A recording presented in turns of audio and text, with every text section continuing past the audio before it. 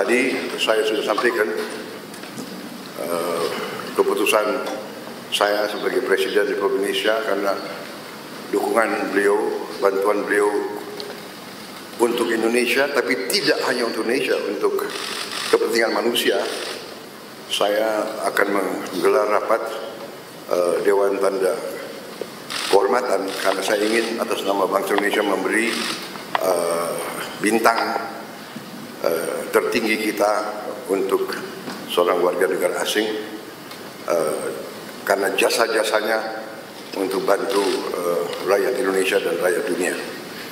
I just announced that I've decided to convene our council for the national awards and to award Mr. Bill Gates for his contribution to the Indonesian people and the world humanity as a mark of his commitment, dedication to humanitarian causes. And we agreed that I will try to do it in September in New York during the United Nations season. So I think this is a lot, not a lot, all of us will be in agreement that you really deserve this for your contribution to the cause of humanity. Thank you very much. I invite you now to... Please. Well, thanks everybody for coming. I'm excited to be here and I really appreciate the warm welcome the President has given me. It's an exciting week for me. I had a couple days up in Singapore.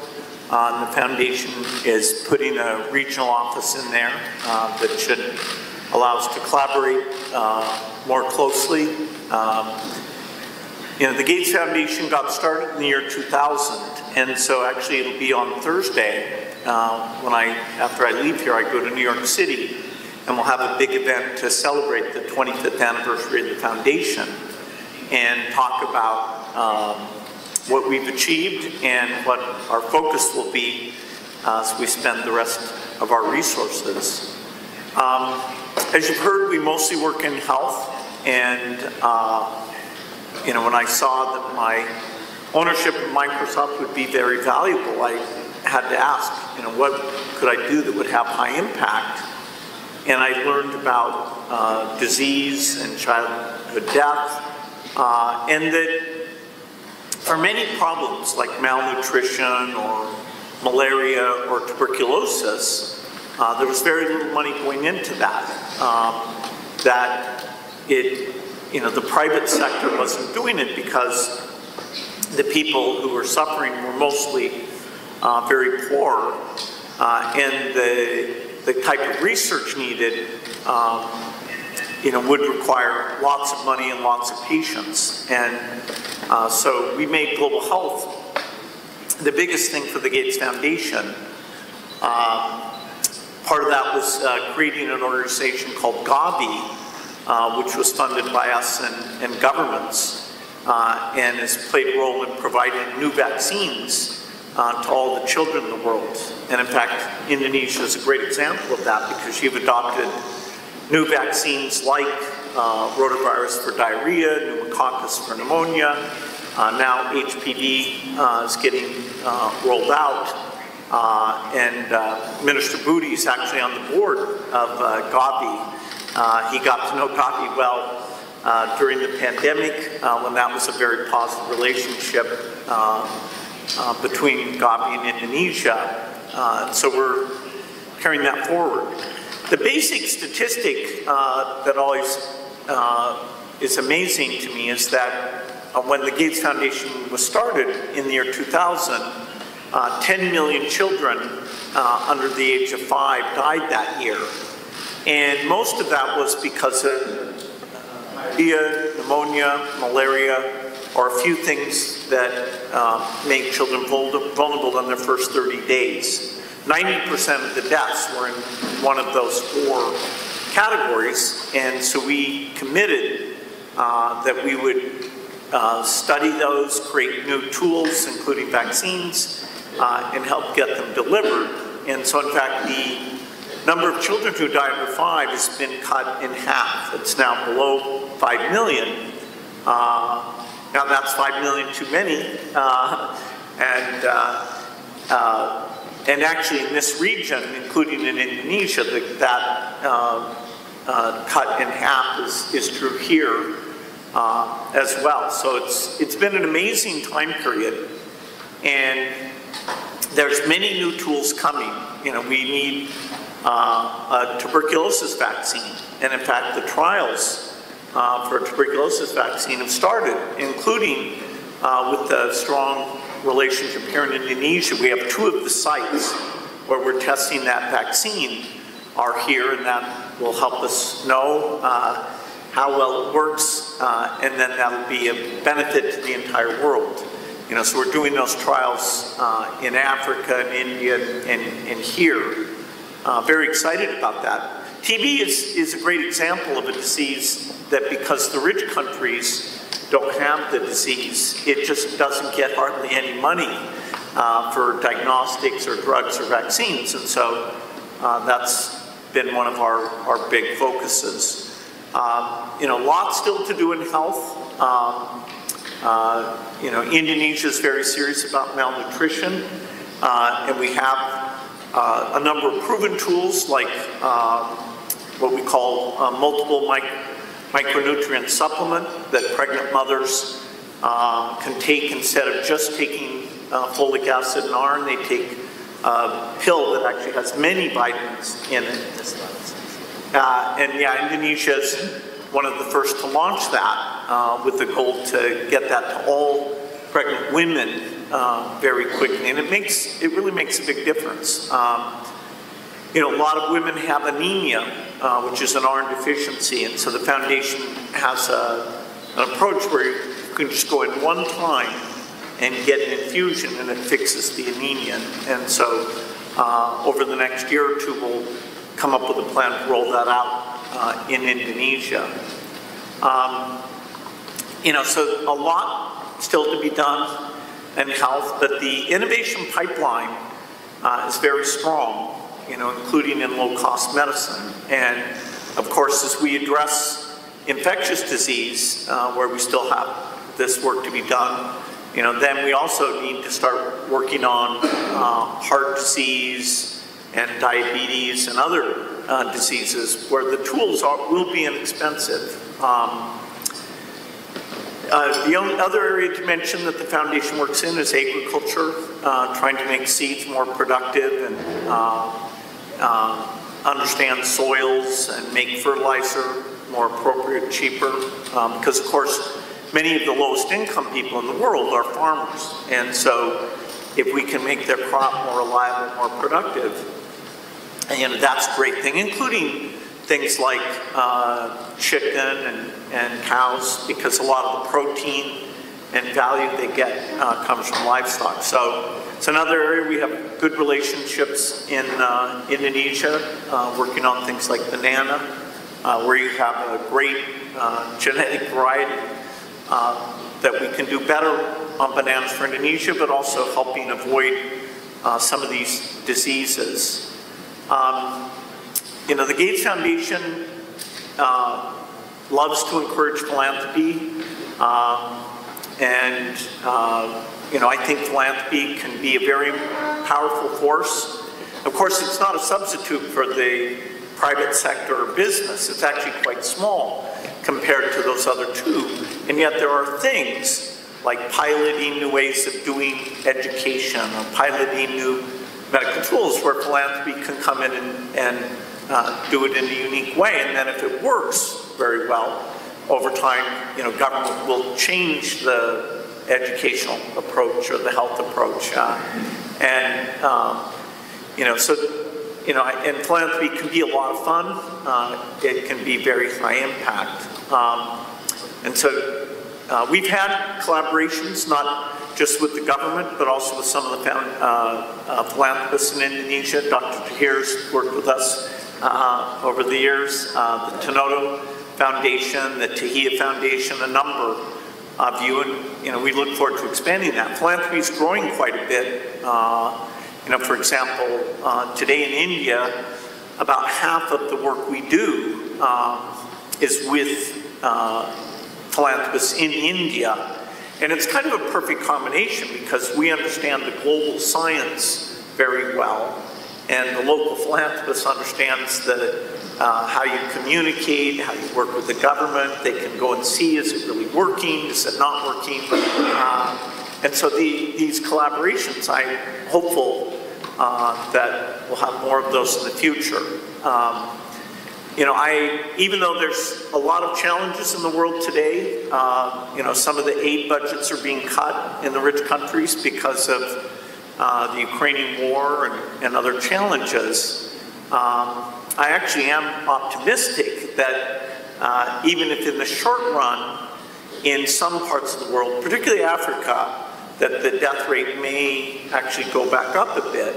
If we take a longer time frame, and look at the next 20 years, I think we can achieve a lot. We can finish polio. The only disease that was ever eradicated was smallpox, and so polio would be the second major disease. We're very close to doing that. And once we finish polio, we'd like to try and eradicate measles and malaria as well. We have some new tools for that. And of course, part of my optimism about the innovation is because we have now artificial intelligence. And artificial intelligence, I can't state strongly enough how amazing this tool is, even in the last 6 months, the improvement. I know Satya Nadella from Microsoft was here last year talking about data centers and working with the government on those, some of those things. But the AI is going to help us discover new tools, and even in the delivery of health and education and agriculture advice, we'll be using AI. So, I've really enjoyed the philanthropic work, and I look forward to doing more. And again, thanks for the incredibly warm welcome that the President has provided for me. Thank you.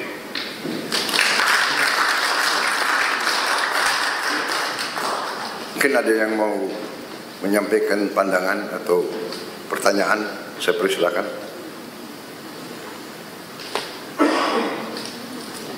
Silakan.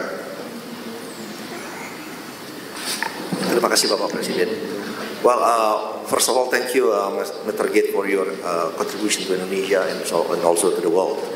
Under the direction of Bapak Presiden, actually, as a Minister of Investment, and also at the same time, I lead the CEO of Danantara, which is our newly established sovereign wealth fund.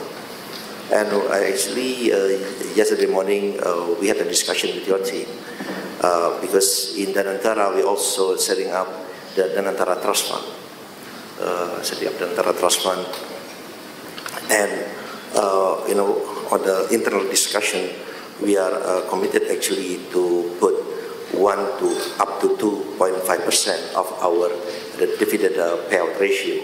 So if you look at the number, actually, every year in the Danantara Trust Fund, we are going to put every year at least $100 million. $100 million. And for the next 5 years, even 5 to 6 years, if we look at the number, actually we will pledge to put up to $1 billion in the Danantara Trust Fund.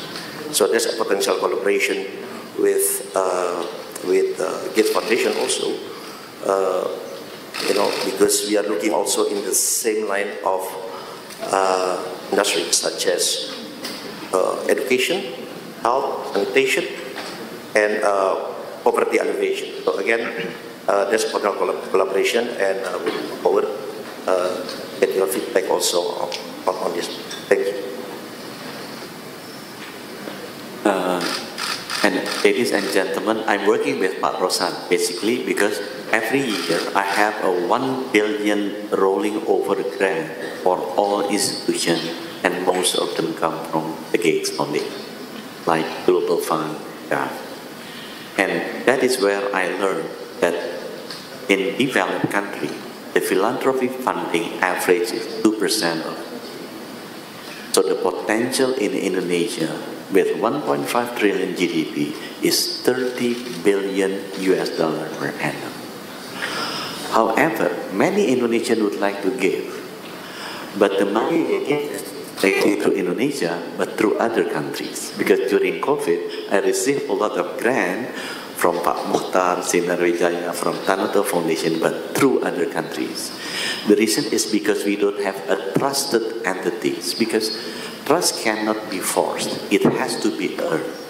So that's why I talked with Pak Rosan, maybe we can establish, copying what Temasek Trust has, creating a Danantara Trust. And I wish Pak Bill, you can sit at the board with Pak Ray Dalio, your friends, because Pak Ray Dalio and Bill Gates also sit at the board of the Chinese philanthropic education. Pak Rosan have the apple of money as a catalytic functions, and I believe all of our friends here can contribute also, and you can also help to contribute. And Pak Gates have a systematic management that can help us earning the trust for these people so they can start giving the money to us. Thank you.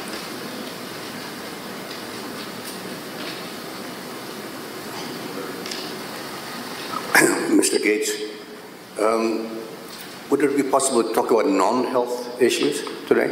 Certainly. Thank you. My understanding is that you're very interested and you've invested a lot of money in renewable energy. I've had several meetings with one of your partners, Edward Young, who is one of your partners, I believe still is one of your partners. So I'd like to know your thoughts about nuclear energy. SMRs, I understand you're in fact investing in Wyoming on nuclear energy, SMRs. You may know that our government is going to embark on a very ambitious nuclear power generation program. The second thing is on nature-based solutions. I'm very much into nature-based solutions and environmental issues. Reforestation basically is my passion. Wildlife, and through wildlife, reforestation, and restore habitats for wildlife. So I'd like to know what you wanted to do and where you're going with your nuclear and your views on nature-based solutions. Thank you.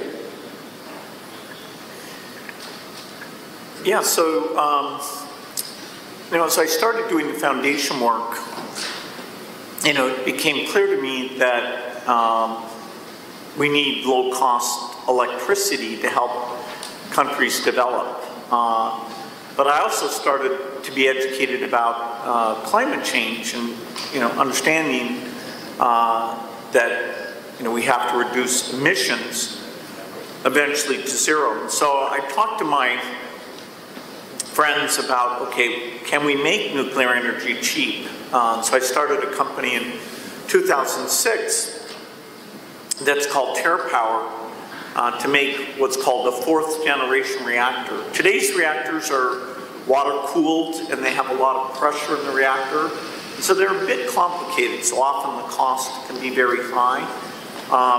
And so I thought it's very hard to start a new design, but that would be a huge benefit. And so now it's taken longer than we expected. We started out as being a joint venture in China, and then the US government decided they didn't like us working in China.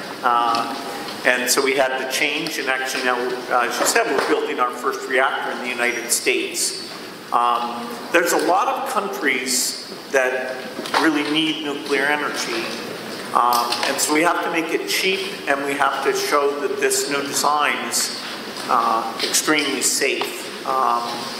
And places like Japan, South Korea, France, the UK, they have in their plans a desire to use nuclear energy. But right now the plants are expensive. And so we are hoping as we build 20 of these reactors, the cost can be very low. Part of that will be through a very strong partnership we have with some companies in South Korea. Hyundai and SK are investors in this work. And so in 2030, that first reactor will turn on. And so during that decade, we would hope to build over 30 gigawatts of electricity. Karunia yang diberikan oleh Yang Maha Kuasa kepada kita sungguh sangat besar dan sungguh sangat beragam. Namun tengah segala karunia tersebut, kita pun harus berani.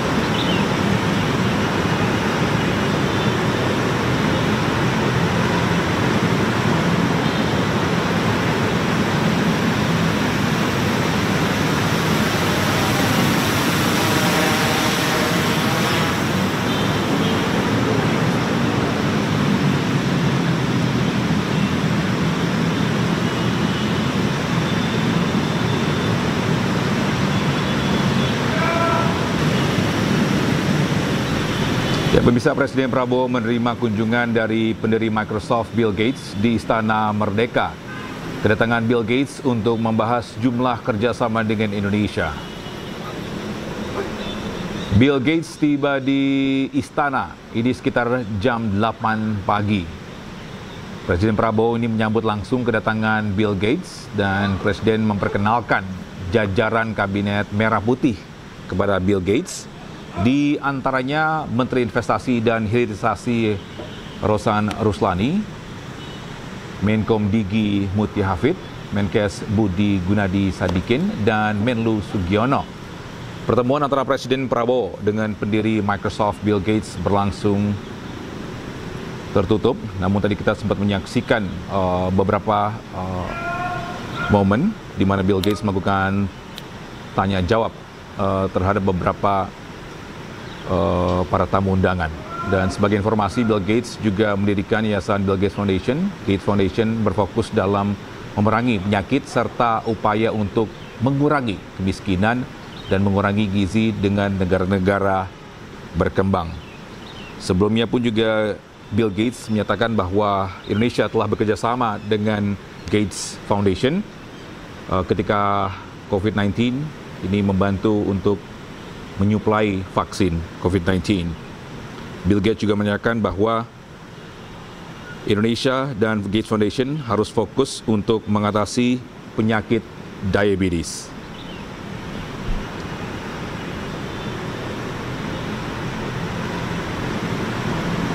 Hari ini Bill Gates tiba di Istana dan Prabowo menyambut langsung dan memperkenalkan para Menteri Kabinet Merah Putih.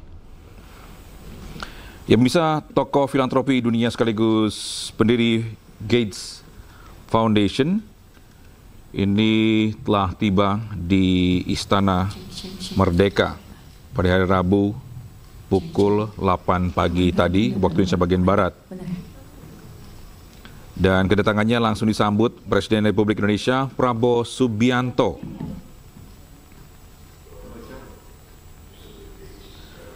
Dan sebelumnya Prabowo Subianto ini telah memperkenalkan kepada Gates dengan sejumlah menteri yang hadir Di antaranya Menteri Luar Negeri Subianto, Menteri Komunikasi dan Digital Mutia Hafid, Menteri Investasi dan Hilirisasi yang juga CEO Danantara Indonesia Rosan Perkasa Ruslani dan Sekretaris Kabinet Teddy Indra Wijaya.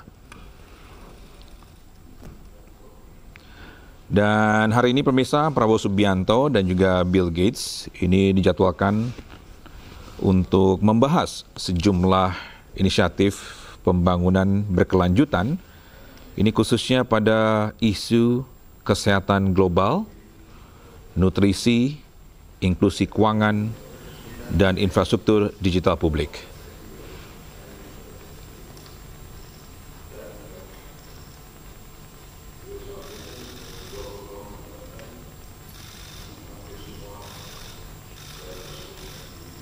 Dan di dalam pertemuan ini juga Bill Gates membahas terkait Indonesia sangat serius dengan mengatasi malnutrisi dan juga penyakit diabetes. Dan Bill Gates Foundation juga ingin membantu ke depannya ini untuk para petani di Indonesia.